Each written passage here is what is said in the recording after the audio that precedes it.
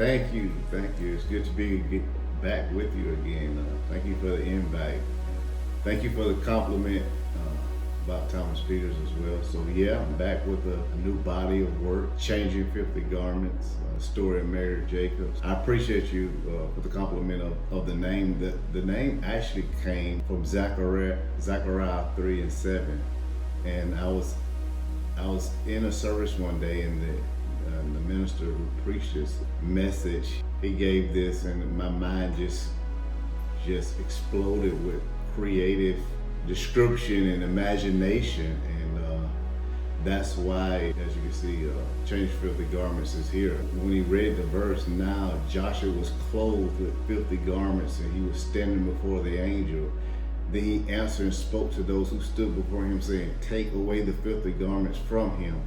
And to him say, see, I have removed your iniquity far from you and clothed you with rich robes. So when he said that, and I just imagined that in my mind, my imagination just ran wild, and I wanted to create a story that was gritty, grimy, very raw, and it speaks to no matter how we can get so involved in sin and so trapped and deprived in this, that God still says, I can change your filthy garments. So that's what I sought out to do when creating this body of work, Changing Filthy Garments, the story of Mary Jacobs. I wanted to create a body of work that was raw, that was out of the norm of most Christendom and believers. I wanted to be graphic. I wanted to be maybe risque, if you would say. So that's how the name came about, and I appreciate you for naming that. And that's what Changing Filthy Garments is. God is changing our garments of dirt and filth. He's changing it to rich robes, and the body, and this body of work you'll appreciate this body of work when you read it and get in depth with it. So it is indeed graphic, it is indeed raw, it is indeed in your face. I would say it's not for the faint of heart, but it is a good read. The gist of it, it starts out in a way and continues in a way of being wayward and wandering in this lifestyle of sin, everything that goes along with being in the lifestyle she's in. But when you look at the whole complexity in the body of work, it is talking about compassion, it's talking about mercy, it's talking about grace.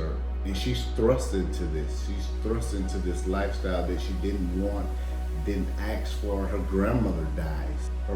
She's forced to live with her biological mother. So Lois is her grandmother, and she raises her to a certain point, and she dies unexpectedly, and Mary Jacobs' world just gets turned upside down, and she's, like I said, she's thrust into a world with her biological mother, Amanda, and it's wicked, it's demonic, it's a bad lifestyle, and through a heinous act of not her own doing, a heinous act that she's a victim of, it thrusts her in a system of thinking that God is not a kind God, he's not a loving God.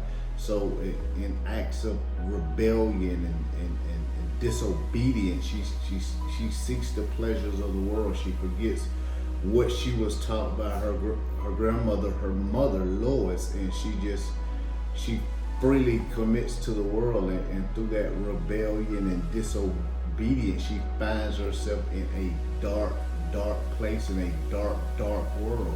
Even though she finds herself in this dark place, in this dark world, and she doesn't know how to get out, or even if she wants to get out, circumstances happen to her which really force her out.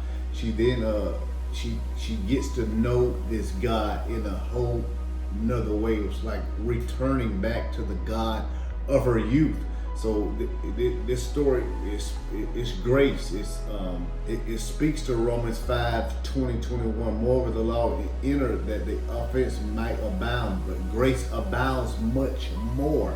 So when she gets saved and when she comes back to God, she sees that, oh, that you're not mad at me anymore. You love me. You want me. You fought for me. And with this love and with this grace, she learns Titus 2:11, for the grace of God that brings salvation has appeared to all men. It's appearing to her. It's inviting her. This grace of the Father is wooing her back to where she belongs, back to a place in His bosom, in His love, in His kindness, and all that she's done, and all of the rebellion and the decision to go after the world, the deep protection that she found that He didn't provide for her, and her anger and her enmity between her and God, it's all destroyed by this grace. So Numbers 6:25, the Lord make His face shine upon you and be gracious to you. This shining is like a bright light. It's like a refreshing light. And His grace just moves toward her with power and strength. And she becomes so immersed and overwhelmed. Someone who had sinned and who had missed the mark, who had lived in the world and promoted so much devious or sinful acts. This grace just it comes on her like a dove, and she's so overwhelmed. She doesn't know, like, why would God love someone like her? She has committed so much sin. She has rebelled against you. She disobeyed Him. She rejected Him, but yet He still loves her and He still wants her to come back. So many times when people are in the world, as Mary Jacobs would, they feel that they can't come back to God, and there's a shame, and God, this grace is removing her shame. This grace is inviting her back. It's captivating her. Someone that was worldly and had worldly possessions. She had money. She had fame.